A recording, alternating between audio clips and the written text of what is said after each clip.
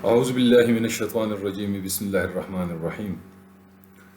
درد دل کے واسطے پیدا کیا انسان کو، ورنہ طاعت کے لیے کچھ کم نہ تھی کر روبیاں۔ پیارے اور محترم دوستوں، السلام علیکم ورحمۃ اللہ وبرکاتہ۔ جیسے کہ کل کے ویڈیو میں نے آپ لوگوں کو بتایا تھا کہ آج کا یہ جو ویڈیو ہوگا یہ صدقات و خیرات اور زکوٰۃ کے حوالے سے ہوگا، اور یہ بات اس لیے ضروری ہے کہ اکثر مواقع پہ کبھی کبھار یہ ایک پوسٹ جو ہے یا یہ ایک بات میری نظروں سے سوشل میڈیا پہ گزرتی رہتی ہے کہ یہ جو ہم خیرات کرتے ہیں، نقدی دیتے ہیں، یہ ایک اچھا طریقہ نہیں ہے، یہ ایک صحت مند روایت نہیں ہے، اور اس سے معاشرے میں خرابیاں جنم لیتی ہیں، اور اس سے جو پیشہ ور بیکاری ہیں وہ لوگ جو ہے ان کو حوصلہ افزائی ان کی ہوتی ہے، اور ان کی تعداد معاشرے میں بڑھتی ہے، اور مفت خوری معاشرے میں پیدا ہوتے ہیں۔ یہ کافی عرصے سے یہ بات چل رہی ہے، اور ابھی حال ہی میں یہ پوسٹ دوبارہ میری نظروں سے گزری ہے، اور اس میں جو بات لکھی گئی ہے اس دوست کی طرف سے، اس نے یہ لکھا ہے کہ جو نقد چیریٹی ہے، یعنی کیش کی صورت میں جو چیریٹی ہے، اس کو مکمل طور پہ بند کر دو، منع کر دو، کیونکہ یہ معاشرے میں پیراسائٹس اور بیگرز جو ہے ان کو پھیلانے کا، ان کو پیدا کرنے کا، ان کی تعداد بڑھانے کا جو ہے یہ ایک ذریعہ بنتا ہے۔ تو پہلے اس پوسٹ میں جو 3 اصطلاحیں یا 3 الفاظ استعمال ہوئے ہیں، ان کی میں تھوڑی وضاحت کروں دوستوں کے سمجھنے کے لیے۔ پہلا لفظ ہے چیریٹی، انگریزی زبان کا لفظ ہے، اور انگریزی ہی میں ہم اگر اس لفظ کے معنی دیکھیں تو اس کی جو تفصیل لکھی گئی ہے یا جو وضاحت کی گئی ہے انگریزی زبان میں، وہ یہ ہے کہ the voluntary giving of the help typically in the form of money to those in need, یعنی وہ لوگ جو کہ ضرورت مند ہے ان کو مدد دینا، اور خصوصاً نقد کی صورت میں، کیش کی صورت میں ان کو مدد دینا، یہ چیریٹی ہے۔ یہ انگریزی میں اس کی جو ہے وہ تفصیل ہے۔ اگر اردو میں ہم اس لفظ کے معنی دیکھیں تو اردو میں اس کے معنی ہے خیرات، صدقات، سخاوت، مالی امداد، خدمت خلق وغیرہ وغیرہ، یہ تمام اس کے معنی ہیں اردو میں۔ لیکن ہم اگر اسلامک پوائنٹ آف ویو سے دیکھیں تو چیریٹی لفظ جو ہے اس کے لیے اسلام جو اصطلاحات ہمیں فراہم کرتا ہے یا جو الفاظ قرآن پاک میں استعمال ہوئے ہیں وہ ہے صدقات و خیرات یا زکوٰۃ و خیرات، اور ہم عام طور پر عام بول چال میں بھی یہی الفاظ استعمال کرتے ہیں۔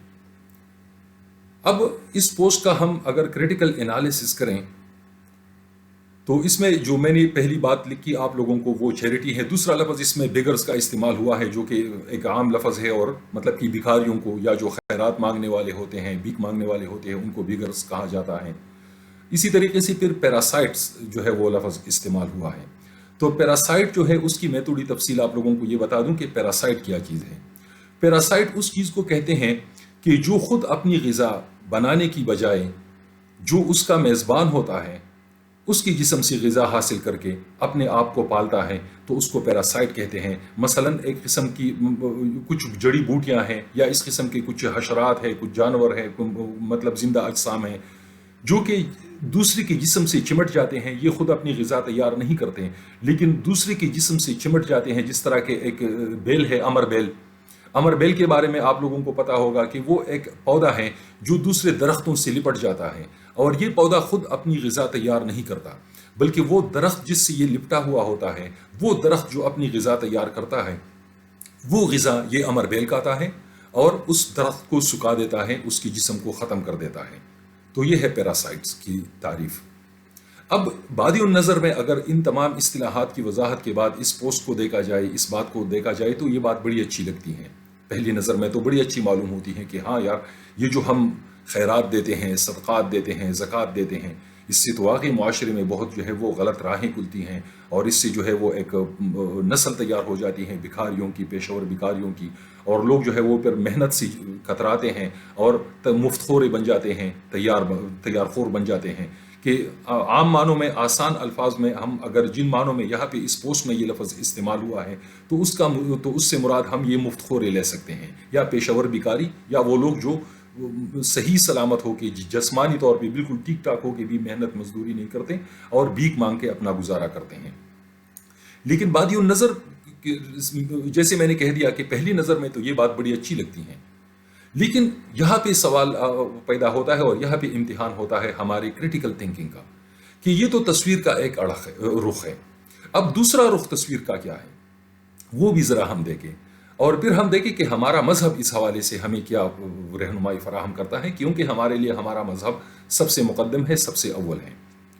تو اگر ہم دیکھیں تو قرآن پاک اور پھر مذہب تو ان چیزوں کی ترغیب دیتا ہے اور بہت زور اور تاکید کر کے یہ ہمیں بتاتا ہے کہ آپ لوگ یہ کرو. قرآن پاک کو جب ہم پڑھنا شروع کرتے ہیں تو سورہ بقرہ کی پہلی ابتدائی آیتیں جب ہم پڑھتے ہیں تو قرآن پاک کا تعارف پیش ہوتا ہے کہ ذالک الکتاب لا ریب فیہ، یہ کتاب جو ہے، یہ قرآن جو ہے، یہ وہ کتاب ہے جس میں کوئی بھی شک و شبہ نہیں ہے، اور پھر ھدی للمتقین، یہ ہدایت فراہم کرنے والی کتاب ہے ان لوگوں کو جو پرہیزگار ہیں. پھر آگے چل کے تسلسل کے ساتھ یہ آیتیں ہیں، آگے چل کے پھر یہ جو متقی اور پرہیزگار لوگ ہیں ان کا پھر تعارف پیش ہوتا ہے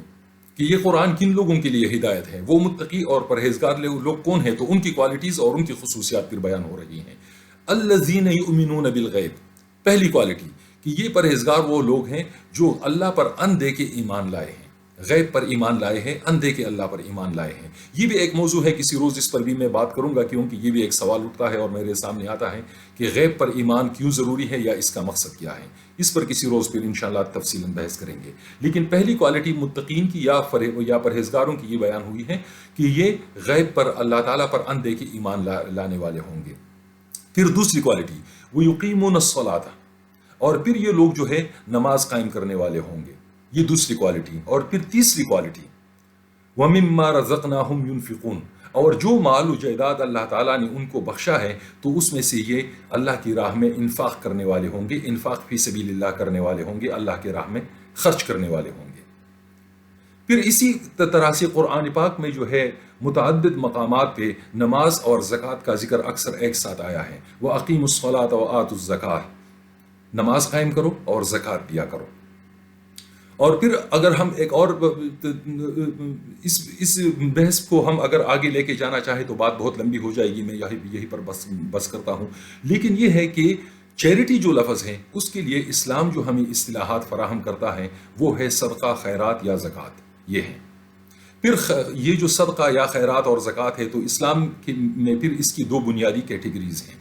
دو بنیادی اس کی اقسام ہیں. پہلی قسم جو ہے وہ زکوٰۃ اور عشر کی ہے، اور دوسری قسم جو ہے وہ صدقے کی ہے. ابتدائی دو صورتیں جو ہیں زکوٰۃ اور عشر، وہ جو ہے وہ لازم ہے، لیکن اس کے لیے ایک کرائیٹیریا ہے. اس کرائیٹیریا پر جو بندہ بھی پورا اترتا ہے وہ لازمی زکوٰۃ دے گا اور وہ لازمی عشر دے گا. پھر یہ جو صدقہ ہے یہ پھر جو ہے وہ دوسری کیٹیگری ہے یا دوسری قسم ہے، اور یہ نفلی عبادت ہیں، اور یہ ان لوگوں کے لیے مرضی پر چھوڑ دیا گیا ہے جو کہ صاحب مال و جائیداد ہیں، اور جو کہ جن کے پاس مال دولت زیادہ ہیں اور جو کہ خوشحال ہیں مالی طور پہ، یہ ان لوگوں کے لیے پھر یہ صدقے والا حکم ہے. اور ہم اگر قرآن پاک ہی کو ہم دیکھیں تو قرآن پاک ایک جگہ پر ہمیں یہ جو سورہ بقرہ ہے، سورہ بقرہ میں تیسرا پارہ ابتدائی دو رکوعات کو چھوڑ کے آیت الکرسی اور اس کے بعد جو حضرت ابراہیم علیہ السلام والا واقعہ جس رکوع میں ہے اس کو چھوڑ کے پھر آگے جب ہم بڑھتے ہیں تو 2-3 رکوعات میں پھر صدقے اور زکوٰۃ وغیرہ ہی کا ذکر ہے، مالی عبادت ہی کا ذکر ہے. اور یہ اتنا اہم عبادت ہے، اس عبادت کی اتنی زیادہ اہمیت ہے کہ یہ اسلام کے اراکین میں سے چوتھے نمبر پہ ہیں. اراکین اسلام 5 ہیں جو کہ آپ سب کو پتا ہوگا: کلمہ، نماز، روزہ، زکوٰۃ، حج. تو کل ہم نے اسلام کی تیسرے رکن یا تیسرے پلرز، تھرڈ پلر آف اسلام، تو وہ تھا روزہ، اس کا ہم نے کل ذکر کیا تھا جو کہ بدنی عبادت ہے. چوتھی جو عبادت ہے وہ ہے مالی عبادت، اور یہ اسلام کے اراکین میں سے یا pillars of Islam, 5 pillars of Islam میں سے یہ چوتھے نمبر پر ہیں زکوٰۃ. تو یہ جو ہے زکوٰۃ، اس کے بارے میں قرآن پاک ہی میں ایک جگہ پر ارشاد ہے سورہ بقرہ میں تیسرے پارے میں: یا ایھا الذین آمنوا انفقوا من طیبات ما کسبتم ومما اخرجنا لکم من الارض. تو یہاں پہ ابتدائی پہلی جو قسم میں نے بیان کی تھی زکوٰۃ اور عشر، ان دونوں کا حکم یہاں پہ آیا ہے کہ اے لوگو جو ایمان لائے ہو، انفقوا من طیبات ما کسبتم، جو کہ تم حلال کماتے ہو اس کمائی میں سے، اور پھر ومما اخرجنا لکم من الارض، اور جو تم زمین سے اگاتے ہو، زمین سے جو تم فوائد حاصل کرتے ہو، جو فصلیں تم حاصل کرتے ہو، ان میں سے اللہ کے راہ میں خرچ کرو.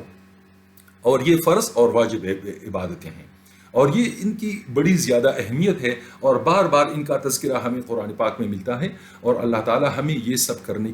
کرنے کی ترغیب دیتا ہے اور حکم دیتا ہے۔ حکم اس لیے دیتا ہے کہ یہ ہم کوئی اللہ پہ احسان نہیں کر رہے ہیں۔ زکوٰۃ جو ہم دیتے ہیں مال سے، تو وہ مال جو ہم نے کمایا ہے اس کے لیے ہم نے اپنی جسم کو، اپنی طاقتوں کو، اپنی صلاحیتوں کو استعمال کیا ہے۔ تو یہ صلاحیت، یہ جسم، یہ طاقت اللہ تعالیٰ کی دی ہوئی ہے۔ تو اللہ تعالیٰ کہتا ہے کہ میری ہی دی ہوئی قوا کو استعمال کرتے ہوئے، طاقتوں کو، صلاحیتوں کو استعمال کرتے ہوئے جو تم نے مال کمایا ہے، اس مال میں سے میرے نام پہ، میری راہ میں مستحقین کو دے دو۔ اسی طریقے سے زمین سے جو تم اگاتے ہو، تو اس میں جو تم محنت مشقت کرتے ہو، وہ طاقت بھی میری دی ہوئی ہے، اور جس زمین سے تم یہ فوائد حاصل کرتے ہو، وہ زمین بھی میری پیدا کردہ زمین ہے۔ تو اس میں سے بھی میرے حکم کے مطابق غریبوں کو، مستحقین کو دے دو۔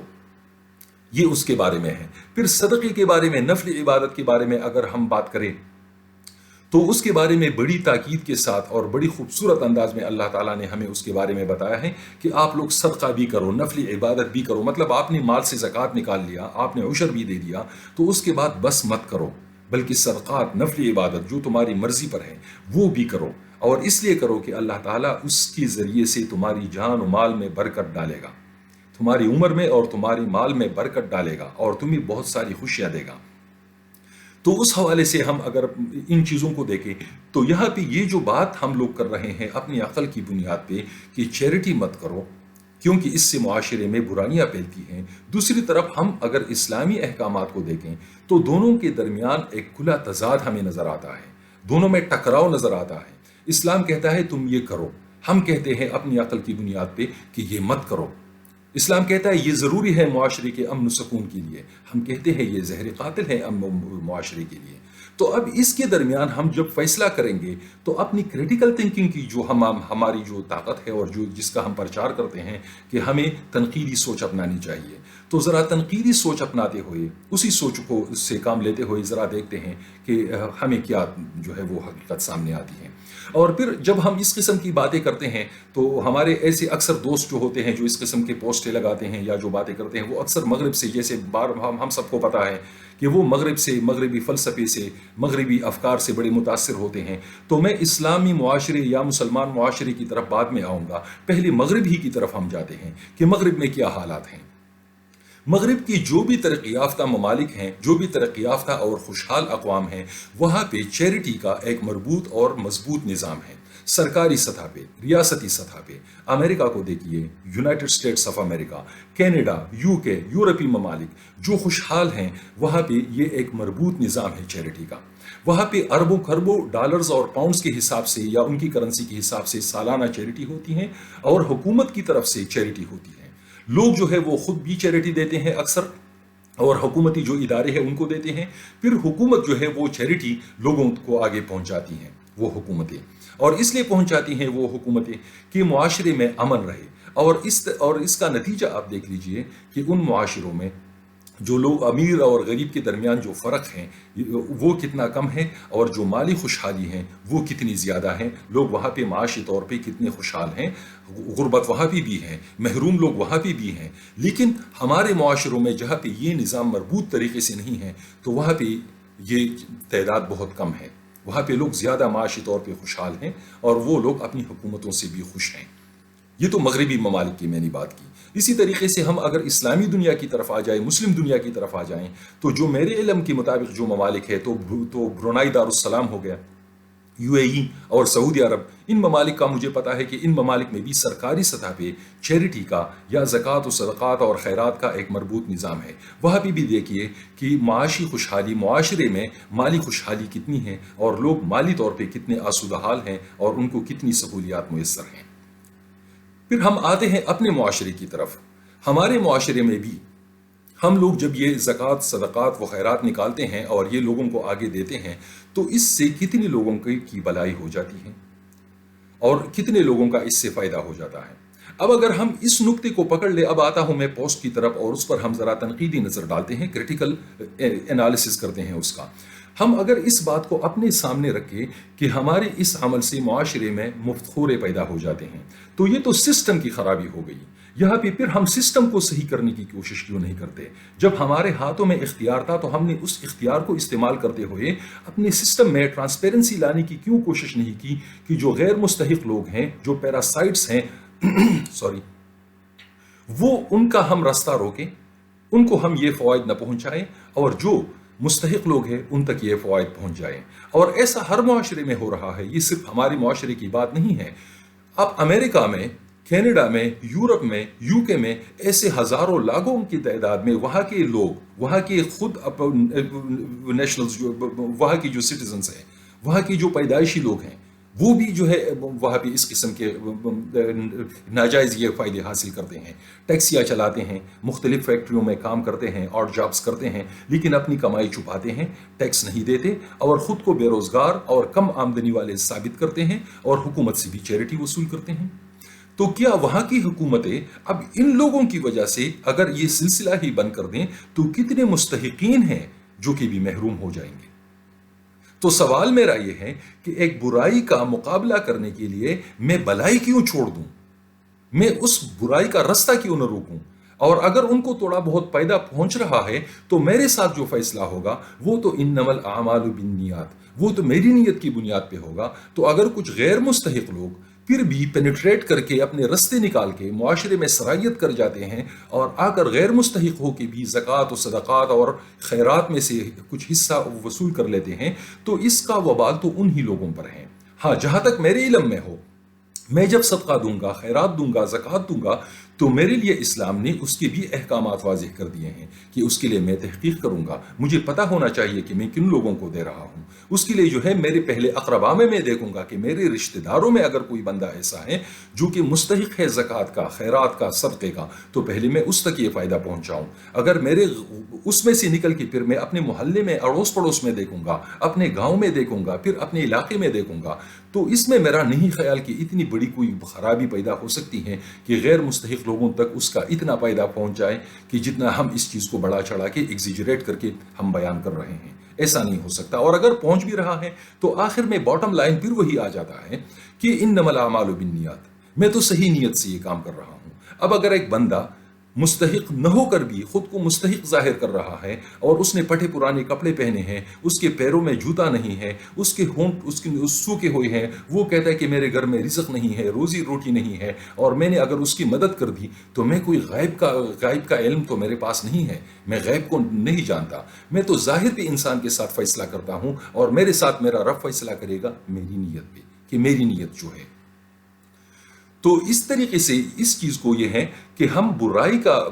ایک برائی کا راستہ روکنے کے لیے بلائی کو نہیں چھوڑیں گے۔ ہم یہ نہیں کہہ سکتے، ہمیں یہ نہیں کہنا چاہیے کہ ہم خیرات و صدقات دینا بند کر دیں، ہم چیریٹی کرنا بند کر دیں۔ ہاں، اگر ہمارے بس میں ہے تو ہم نظام پہ تنقید کریں، اور نظام ایسا بنائے ریاستی سطح پہ کہ عشر و زکوٰۃ جو ہے اور صدقات وہ مستحقین تک پہنچے، جو اصل حقدار لوگ ہیں ان تک وہ چیز پہنچے، ان کے فوائد ان لوگوں تک پہنچے، اس کے لیے ہم یہ کام کریں۔ یا ایک مثال میں آپ سب کو دیتا ہوں کہ مثلا میں نے راستے کے کنارے ایک کنواں کھدوایا، اور میری نیت یہ تھی کہ اس راستے سے جو لوگ سفر کرتے ہیں، مسافر لوگ، وہ اس سے پانی پئیں۔ کچھ عرصے کے بعد میں اس کنویں کو دوبارہ بھرنے کی کوشش کروں، اس کو بند کرنے کی کوشش کروں، اور وجہ میرے پاس یہ ہو کہ یہ کنواں تو میں نے مسافروں کے فائدے کے لیے کھدوایا تھا، اب یہاں پہ جو ہے وہ تو عام لوگ بھی آ کے اس میں سے مٹ کے بھر کے پانی لے کے جاتے ہیں، لوگ یہاں سے اپنے مویشیوں کو بھی پانی پلاتے ہیں، یہاں سے جو ہے وہ گاؤں کے آوارہ کتے بھی آ کے یہاں سے پانی پی جاتے ہیں، پرندے بھی آ کے پانی پی جاتے ہیں۔ تو میں نے تو یہ صرف مسافروں کے لیے یہ کنواں کو کھدوایا تھا، اس میں سے تو اور بھی لوگ مستفید ہو رہے ہیں جو کہ نہیں ہونا چاہیے۔ تو اب میں اس کنویں کو دوبارہ بھرنے کی کوشش کروں، اس منبع کو، اس خیر کی، اس مرکز کو ہی میں ختم کرنے کی کوشش کروں، تو کیا آپ لوگ مجھے عقل مند سمجھیں گے؟ تو ان چیزوں میں ہمیں ان بائزڈ ہونا چاہیے، ہمیں غیر متعصب ہو کے دونوں طرف سے، دونوں اینگل سے ایک چیز کو ہمیں دیکھنا چاہیے کہ خیر کتنا ہے، شر کتنا ہے۔ شر بہت کم ہے، بلکہ ہے ہی نہیں،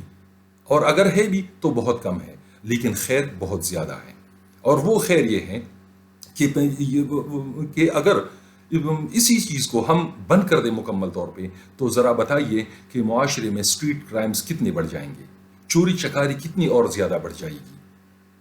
تو وہ لوگ اور محروم ہو جائیں گے. اور اس چیز کو ہم ایک صورت میں بند کر سکتے ہیں کہ جب ہم معاشرے میں سے مستحقین کو ختم کریں. تو پھر اگر آپ کی یا میری قدرت میں ہے، میری طاقت میں ہے اور آپ کی طاقت میں ہے، ہمارے قبضے قدرت میں یہ بات ہے کہ ہم ایک ایسا معاشرہ بنائیں کہ جس میں کوئی مستحق نہ ہو، مثلا اس میں کوئی یتیم نہ ہو، اس میں کوئی بیوہ نہ ہو، اس میں کوئی جو ہے معذور نہ ہو،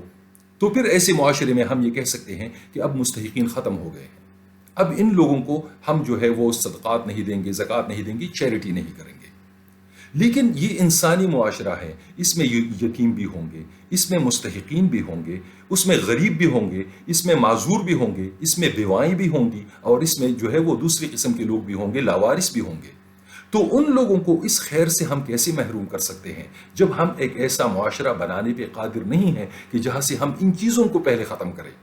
یتیم کو ہم کیسے ختم کریں گے؟ یہ تو میری قدرت میں نہیں ہے کہ میں کسی کی والدین کو مرنے سے روکوں اور اس کے بچے جو ہے وہ معصوم ہوں، کسی عورت کو میں بیوہ بننے سے روکوں. پھر باتیں کرنا تو بہت آسان ہے کہ میں یہ کہوں کہ لوگوں کو محنت کی ترغیب دو، لوگوں کو یہ سکھاؤ وہ سکھاؤ، لیکن صرف باتوں سے تو پیٹ نہیں بھرتا کسی کا، صرف فلسفے جھاڑنے سے تو کسی کا پیٹ نہیں بھرتا. پیٹ تو بھرتا ہے عمل کرنے سے.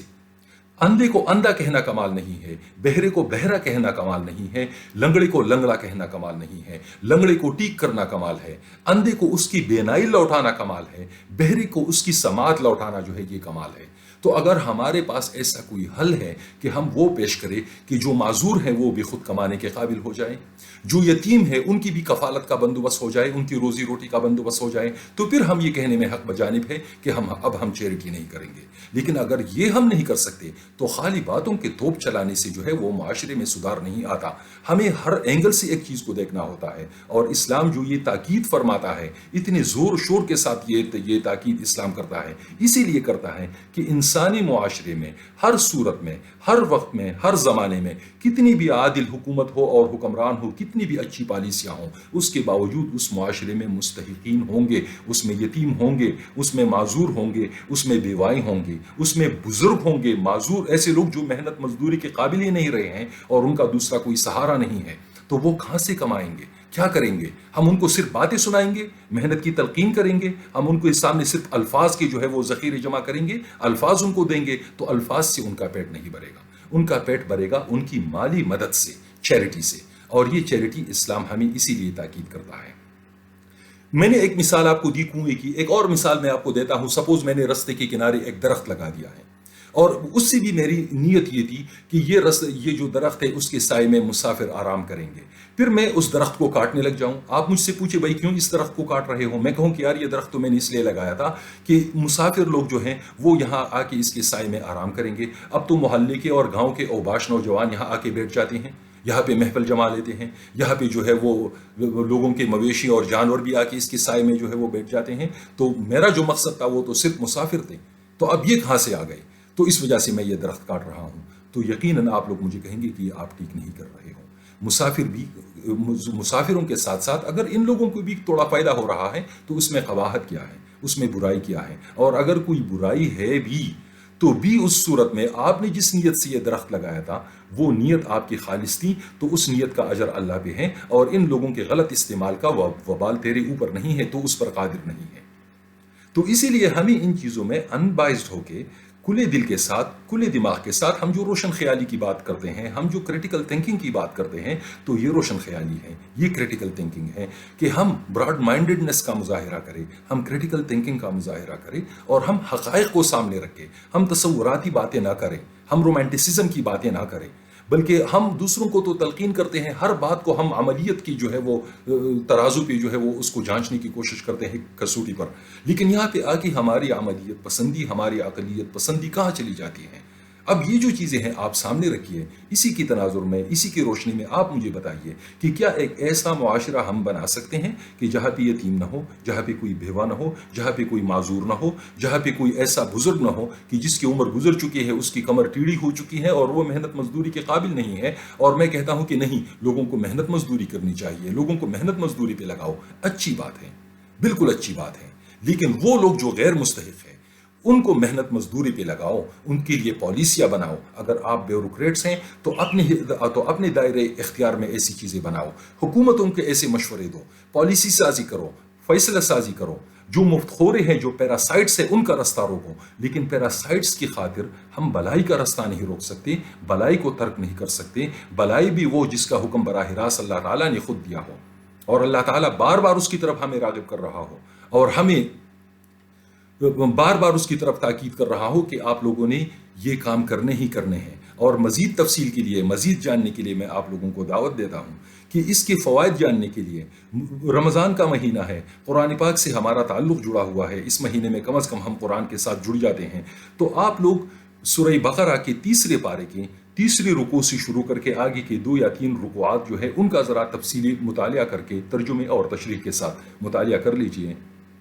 تو آپ لوگوں کو واضح ہو جائے گا کہ زکوٰۃ، صدقات و خیرات کی اسلام میں کتنی اہمیت ہے، اور یہ ہم لوگوں پہ حق ہے. اور اس کو مال کا جو ہے وہ میل کہا گیا ہے کہ آپ کے مال کو صاف کرنے کا ذریعہ کیا ہے، اس میں سے زکوٰۃ نکالو، اس میں سے عشر نکالو، اور اس میں سے صدقہ کرو. یہ اللہ تعالیٰ کی برکتوں کے دروازے کھولنے والے اعمال ہیں، اور یہ مالی عبادتیں ہیں، اور یہ عبادت ہے، عین عبادت ہے ہمارے لیے. تو عبادت کو ہم اس لیے نہیں چھوڑ سکتے کہ ہماری اس عبادت کی وجہ سے کچھ غیر مستحق لوگ بھی فائدہ اٹھا رہے ہیں.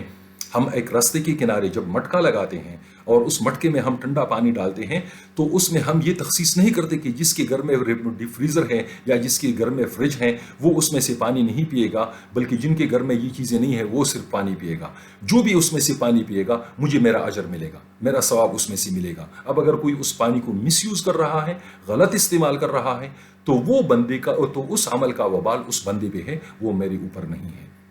یہ بات ہمارے اپنے ذہن میں ہونی چاہیے. زکوٰۃ، صدقات، خیرات یعنی انفاق فی سبیل اللہ، ان تینوں کو ملا کے پھر قرآن پاک نے جو اصطلاح کا استعمال کی ہے وہ ہے انفاق فی سبیل اللہ، یعنی اللہ کے راہ میں خرچ کرنا. زکوٰۃ، صدقات، خیرات، اور یہ ہم کیش صورت میں کریں گے، نقد صورت میں کریں گے، اور بہترین طریقے سے کریں گے. اسی لیے کہ مجھے اگلے کی ضرورت کا مجھے پتہ نہیں ہے کہ اس کی ضرورت کپڑے کی ہے یا جوتے کی ہے یا دوائی کی ہے یا کس چیز کی اس کی ضرورت ہے. تو میں خود سے جو ہے فیصلہ نہیں کروں گا کہ میں نے اس کو جوتے دلانے ہیں، میں نے اس کو کپڑے دلانے ہیں، میں نے اس کو جو ہے وہ کوئی اور چیز دلانی ہے. میں اس کو کیش ہی دوں گا، نقد ہی دوں گا. اس بندے پر چھوڑوں گا کہ اس کی جو اس وقت بنیادی ضرورت ہے، عید کا موقع آنے والا ہے، شاید اس کے لیے سب سے اہم چیز عید کے روز اپنے بچوں کو صاف اور نئے کپڑے پہنانے ہو، یا اس کے گھر میں اس روز اس نے کوئی میٹھی کوئی چیز پکانی ہو، اس کی خواہش، یا کوئی اور اس کی ضرورت ہو. تو یہ میں اس پہ چھوڑ دوں گا، میں اس کو کیش ہی دوں گا، نقد ہی دوں گا. لیکن برائی کے ڈر سے میں بھلائی نہیں چھوڑ سکتا کہ اس میں سے کچھ برے لوگ فائدہ مند ہو رہے ہیں تو میں بلائی کا ہی رستہ بند کر دوں کہ یہ بلائی ہی مت کرو. اور مثالیں میں نے آپ سب کے سامنے رکھ دی کہ امریکہ میں، یو کے میں، جو میرے دوست ہیں جو یہ ویڈیو سن رہے ہیں وہ ذرا کمنٹ کر کے بتائیں کہ وہاں پہ کتنے سارے ایسے لوگ ہیں جو پاکستان، انڈیا اور دوسرے ممالک سے مائیگریٹ کر کے چلے گئے ہیں، وہ بھی، اور خود وہاں کے پیدائشی، وہاں کے نسلی پیدائشی لوگ بھی. کتنے ایسے سارے لوگ ہیں جو وہاں کی حکومتوں کی چیریٹیبل پروگراموں سے غلط فائدہ اٹھاتے ہیں، ناجائز فائدہ اٹھاتے ہیں، لیکن ان کی حکومتیں وہ پروگرام بند نہیں کرتی، اسی لیے کہ اگر وہ یہ پروگرام بند کرتی ہیں تو اس کے حوالے سے تو اس ذریعے سے ان کے معاشروں میں بہت زیادہ برائیاں پھیلیں گی. تو برائی کو برائی سے نہیں روکا جا سکتا. ایک اور بات کی طرف میں آنا چاہتا ہوں، بات تھوڑی لمبی ہو گئی لیکن یہ ایک اور بات مجھے یاد آ گئی. ہم پیراسائٹس کی جب بات کرتے ہیں تو پیراسائٹس کی جو ہے وہ تعریف تو میں نے آپ سب کے سامنے شروع میں بیان کر دی. اب ذرا دیکھتے ہیں کہ ہمارے معاشرے میں جو چیریٹی ہو رہی ہے، ہمارے پاکستانی معاشرے میں، کیا اس میں سے واقعی پیراسائٹس پیدا ہو رہے ہیں یا پیراسائٹس ختم ہو رہے ہیں؟ اس پر میں تھوڑی مختصر بات کرنا چاہوں گا. ہمارے ہاں جو چیریٹی ہو رہی ہیں اس سے بڑے بڑے ہسپتال چل رہے ہیں، تعلیمی ادارے چل رہے ہیں، ہنر کے ادارے چل رہے ہیں، بہت سارے ایسے دوسرے ادارے چل رہے ہیں. ہم چیریٹی کو صرف لنگر خانوں تک محدود نہیں کر سکتے کہ لنگر خانے کو ہم ٹارگٹ کر کے ون ڈائمینشنل سوچ ہماری جو ہے وہ محدود سوچ، ٹنل ویژن، اس میں سے نکل کے ہم نے ٹرو اسپرٹس میں اب کریٹیکل تھنکنگ کی طرف آنا ہے. کریٹیکل تھنکنگ کیا ہے؟ انڈس ہاسپٹل کو آپ لے لیجئے، اس ملک میں اس کی کتنے برانچیں ہیں، کتنے شاخیں ہیں. ان چیریٹیبل اداروں نے پاکستان میں حکومت کا کتنا بڑا بوجھ اٹھایا ہوا ہے، نااہل حکمرانوں کا، نااہل بیوروکریسی کا، نااہل لوگوں کا کتنا بڑا بوجھ ان چیریٹیبل اداروں نے یا خیراتی اداروں نے، فلاحی اداروں نے اٹھایا ہوا ہے. لوگ ان کو چیریٹی دیتے ہیں نقد کی صورت میں، اس سے وہ ہسپتالیں چلاتے ہیں. اگر میں الخدمت کی بات آپ سے کروں کہ ان کے بارے میں مجھے زیادہ معلوم ہے، تو پچھلے 2 سال قبل جب میں نے ان کا چیک کیا تھا، مجھے میرے پاس جو ڈیٹا ہیں، تو پچھلے 2 سال قبل تک یعنی 2021 تک 1200 ان کے ہسپتال اس ملک میں چل رہے تھے۔ اب ہسپتالوں میں مریضوں کا علاج ہوتا ہے، ان کو صحت مند بنایا جاتا ہے، تو یہ تو پیراسائٹس ختم کر رہے ہیں۔ اسی طریقے سے ان کے ہنر کے کتنے ادارے چل رہے ہیں، ان کے کتنے اسکولز چل رہے ہیں، وہاں پہ لوگوں کو تعلیم دی جا رہی ہے، ان بچوں کو جن کے سرپرست نہیں ہیں، جن کے وارث نہیں ہیں، جو کہ مستحق ہے، جو کہ تعلیمی اخراجات برداشت نہیں کر سکتی، ان نااہل حکمرانوں کی وجہ سے کوئی پالیسی بن نہیں سکتی ان کے لیے، تو ان اداروں میں ان کو تعلیم دیا جاتا ہے، تعلیم دی جاتی ہے، ان کو ہنر سکھائے جاتے ہیں، تو پیراسائٹس ختم ہو رہے ہیں معاشرے سے۔ تو ہم ایک چھوٹی سی برائی کو پکڑ کے اتنی بڑی بلائی کا کیسے انکار کریں گے؟ کیوں ہم اتنی چھوٹی برائی کے لیے جو ہے اتنے بڑے خیر کا جو ہے وہ ہم انکار کریں گے؟ تو یہ جو چیریٹیبل ادارے ہیں، یہ بہت بلائی کے کام کر رہے ہیں ہمارے معاشرے میں۔ ان لوگوں نے وہ بوجھ اٹھایا ہوا ہے کہ اگر ہم ان اداروں کو چیریٹی دینا بند کر دیں، ہم یہ زکوٰۃ صدقات خیرات دینا بند کر دیں اور یہ ادارے ختم ہو جائیں، تو ہماری حکمرانوں میں، نااہل حکمرانوں میں، ہمارے نااہل بیوروکریسی میں اور ہماری انتظامیہ میں وہ دم خم ہے ہی نہیں کہ یہ بوجھ اٹھائیں۔ نہ ان کے پاس صحت کی سہولیات ہے، نہ تعلیم کی سہولیات ہے، نہ ہنر سکھانے کی سہولیات ہے، نہ لوگوں کو کوئی اور سہارا دینے کی سہولیات ہے، تو یہ معاشرہ کہاں جائے گا؟ اتنے سارے پیراسائٹس پیدا ہوں گے کہ ہر کوئی چور ہوگا، ہر کوئی ڈاکو ہوگا، ہر کوئی نشئی ہوگا، ہر کوئی نشے کا کاروبار کرے گا اور نشہ بیچے گا یا نشہ استعمال کرے گا۔ تو یہ جو ادارے ہیں یہ پیراسائٹس کو ختم کر رہے ہیں۔ یہ جو ہم مالی مدد کرتے ہیں یہ پیراسائٹس کو ختم کر رہے ہیں۔ اگر اس سے چند لوگ پیراسائٹس بن رہے ہیں تو وہ چھوٹی سی برائی میری اس بہت بڑی بلائی کے مقابلے میں کچھ بھی نہیں ہے۔ یہی پر میں اپنی بات ختم کرتا ہوں۔ امید ہے کہ بات آپ لوگوں کے لیے واضح ہو چکی ہوگی۔ اگر پیغام آپ لوگوں کو صحیح لگے، بات اچھی لگے، دل کو لگے، تو آگے شیئر کیجئے تاکہ یہ جو یک طرفہ پروپیگنڈا ہے، یہ جو تصویر کا ایک رخ دکھا کے لوگوں کے ذہنوں میں وسوسے اور شبہات اور شکوک پیدا کیے جا رہے ہیں، اس کا توڑ ہو سکے اور لوگوں کے سامنے تصویر کا دوسرا رخ بھی آ سکے اور اس کے مطابق پھر لوگ اپنا فیصلہ کر سکیں کہ ان کو چیریٹی کرنی چاہیے کہ نہیں کرنی چاہیے۔ اگلے ویڈیو میں انشاءاللہ تعالی ہم قربانی اور حج کے حوالے سے بات کریں گے، کیونکہ حج اور قربانی کا مہینہ اب قریب آ رہا ہے، لیکن ہر سال اس مہینے کے آتے بھی بہت سارے پروپیگنڈے اور بہت سارے سوالات اٹھنے شروع ہو جاتے ہیں۔ تو کل اس پر بھی بات کریں گے انشاءاللہ تعالی۔ وما علینا الا البلاغ۔